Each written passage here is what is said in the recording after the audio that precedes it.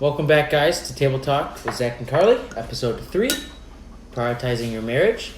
Remember to like, subscribe, and leave comments below. We definitely enjoy you guys' feedback. Anything you guys have for us as far as maybe what you would like to see down the road, or any comments, or even your insights on what we're talking about. So today we're going to talk about prioritizing your marriage and what that really looks like, and understanding, let's use the word, how to balance all the priorities.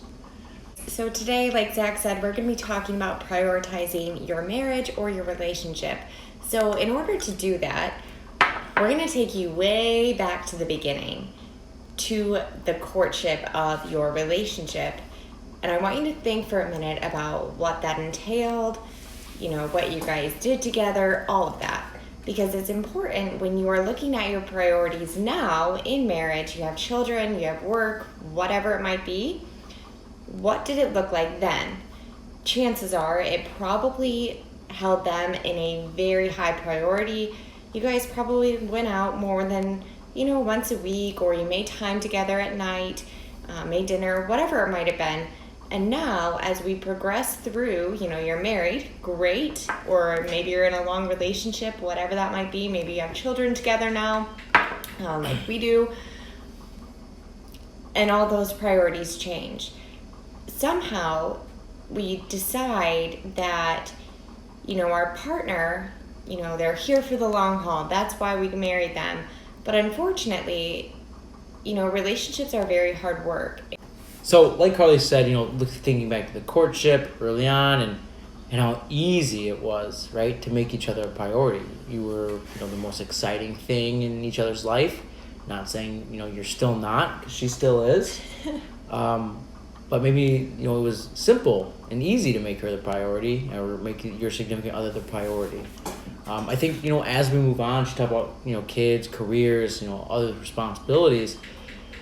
We sometimes tend to get caught up in prioritizing other things for our marriage. I think that's something that, we'll definitely talk about a little bit today.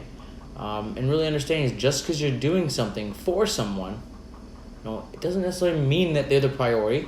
It doesn't necessarily mean they feel like the priority. And ultimately, it's really maybe not. Hey guys, so we talked about, the courtship and then adding on responsibilities as we go through our life together. And then we really do fall into this pattern of just being content, with the other person being there, rather than actually pursuing that person like we did in the beginning. We just allow them to exist in our now present, which honestly, rarely when you choose someone in life, does that mean, ignoring them for the rest of their life. You didn't get married to, just have them exist. You married them to exist together. And I think it's very important right now that I say this. Just because you are prioritizing your marriage does not mean you are not prioritizing your children or your other responsibilities. It's all about, making it work the best way that you can. But just because you have your relationship as a priority does not mean you don't love your children. It does not mean that you're not there for your children. It literally just means that your marriage is also a priority. You're raising your kids as a team. They are watching. They're always watching. And it's important to understand that you are raising them to understand how marriage works, how relationships work, what they should allow, what they should accept, what they should, feel, how they should be treated in a relationship. So, when I think about it, I think I want my kids to know what love looks like. I want them to know that their marriage is just as important as, ours is. So, Carly talked about, the way you love each other, the way you prioritize your marriage is how your kids are going to see what marriage and love is about. I think that's, really important. And I think that's something that we always talk about, pre-marriage. I know we've had that conversation before that, I want our kids to see the love that we have and share that with them and want that and feel a part of it. But I think we talk about trying to outgrow some of the roles that we're taught as we grow up. It's not always a conscious choice, I don't think, that we content with the way our relationship's going, be content in the roles in the marriage, and stop the pursuit of each other and the constant, flowers and gifts and little notes and those things, because we're living in a different way. I think we just need to just recognize it. Recognize that in yourself. Prioritizing work for your family is not prioritizing your relationship. Honestly, the work-life balance is not a real thing. You're going to have to choose. Now, I'm not saying you got to say, my relationship's number one priority, it's always going to come first to work. But you also can't say that, work's the number one priority because it takes care of my family every day.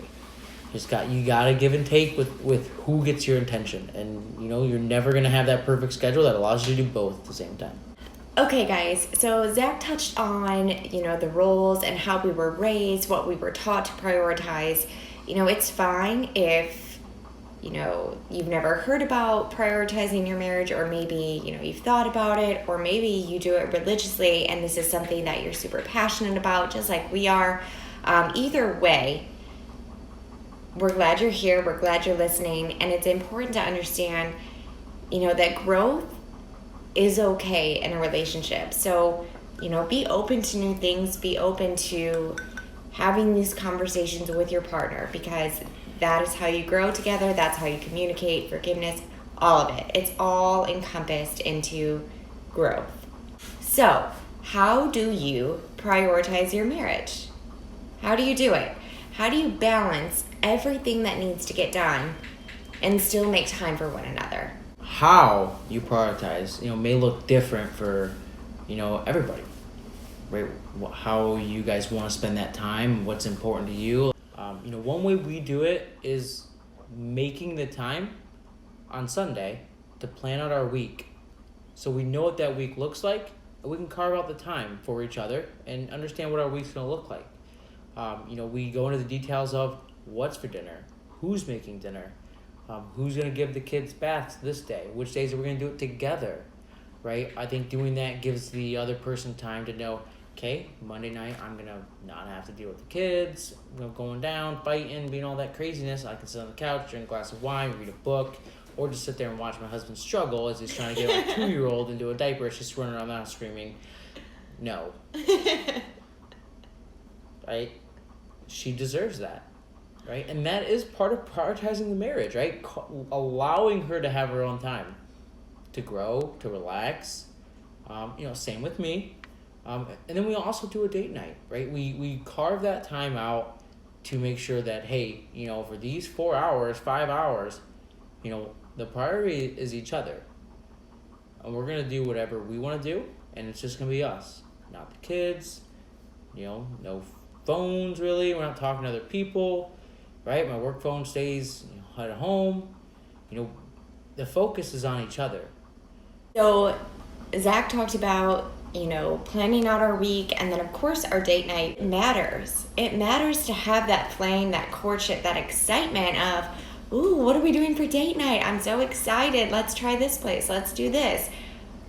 Having that one-on-one time without any distractions. Nobody pulling on your shirt to get you to help them go to the bathroom. It all matters.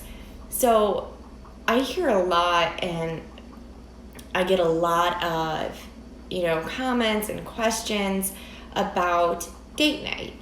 The availability of getting a sitter might not be feasible, whatever. So switch around with friends. Ask a friend, hey, can you take my kids on this day? I'll take your kids on this day. Or, ask family, ask someone to help you. It's so essential in a marriage. You didn't marry them just to marry them and say, hey neighbor, high five roommate, glad we had kids. That's not what marriage is. Marriage is, still loving one another through everything, through the hard times, through the great times. It's very hard to love someone through those hard times when you aren't making time for one another to begin with. I mean, if you think about it, it makes sense, right? You have to invest in your relationship. If you defer, time, you're not going to get that time back. if it's gonna be a little costly, and you just question if the cost is worth it, rather than you don't have the money or something like that, it's always gonna be worth it. Your relationship is an investment of your life. You're investing in your life. You're investing in your happiness, not their happiness, right? You're investing in your happiness and make your marriage a priority. So it's worth it. Don't defer the time for later down the road when things are less hectic. The kids are older and they don't need a sitter. The oldest can watch them, or whatever excuse you're gonna use. You just have to make it happen and make it work. You got to make date night happen. It needs to be a priority that you don't let anything else get in your way. And I really can't stress that enough. Your relationship's an investment. It's not a cost. It's not something that's gonna weigh you down. But deferring your time, that you have together for down the road you're just not gonna get that time back. So we talked about prioritizing your marriage and making date nights, schedules, ways that things that happen that get in front of your marriage, work, kids. But it's important to know that everyone's recipe for making your marriage a priority is different. Just being there for that person, whether it's a phone call or a text, whatever it might be, you are still being there and prioritizing them even when you're not there. But at the end of the day, you got to live with that person, right? You're spending your life with them, not for them, right? Marriage is not a life sentence where you got to do X, Y, and Z and make it work, or you're responsible for this and that needs to be your priority. Right? The priority needs to be each other. It needs to be love, and living with that person, living with your kids, right? Spending your life with them instead of spending your life for them is just it's not the same. So we talked about a lot of things about why we prioritize our marriage, ways we do it, why it's important, how to keep your marriage and how you prioritize it between you guys, and not let other people to influence that or make you feel one way or the other for doing it. But at the end of the day, we go back to that courtship at the beginning. I don't know where you are at in your current relationship, where you're at in your marriage. But when you think about the courtship, why would we not want those feelings to just continue on forever? It takes work. It does take work. You got kids, you got life, you got careers, family. I mean, it's not easy. But I would say everything gets a lot easier when you make that priority, the priority, right? Your marriage, your relationship. And when you really get back to courting each other, sweeping each other off their feet, blowing their minds with the little comments here and there, the flowers. Yes, the gifts, the surprises, the random texts, the phone calls, all that is so important. But if you really look down deeper, you are getting to know that person in all aspects. You're getting, to know their dreams, their goals, who they are, what their past was, all of that. And when you decide to prioritize your marriage, or maybe you already are, or maybe you're trying to figure out how to maneuver it into your schedule, you really reopen up those conversations of, this is what I want to do now. Everybody changes. It's okay. It's okay to change and, decide, this is your dream, or this is your goal, or this is what you want to pursue. It's okay to have those things change over the years. I think that's probably a good thing. No one ever really stays the same. Or maybe they shouldn't as they're growing. But it really does reopen up those long talks, those late night talks that you guys might have had. And you really get to relearn who they are now. That's the whole point, is constantly learning, constantly, re-going through your marriage. It's beautiful. Yeah, and we talked about communication last week. Think about the courtship.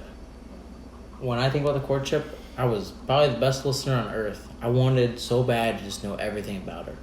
Every word she said just, was gospel. I heard it, loved it. Let's do it. I love that. I just wanted more. I wanted all the details. So when you get back to prioritizing your marriage, listening gets easy again. right? Because you stop wanting to respond. You want to listen. You want to hear what they have to say. You want to get to know them better, like she says. And I mean, it's just a blast, right? And loving, should be easy. And I think the prioritizing the marriage is the hard part. Love is easy, especially when you love the person that you're with and you love, your wife, your husband. But prioritizing is the hard part. So we really, the best part about, early on wasn't, the way, she made me feel. It's the way I felt loving her. I loved loving her, and it was so much fun, and it was so easy. Okay, guys, so again, we talked a lot about the why behind prioritizing your marriage, how to do it, what it looks like for us, what it looks like, for others. But at the end of the day, it really does come down to you. And hopefully this episode helped you guys out and you were able to at least take something from it, which is what we always hope for. So again, like, subscribe, comment down below your thoughts and what you want to see in the future. Next week we will be on vacation, but we will still be doing a video, so you can count on that. I really hope you guys enjoyed this episode.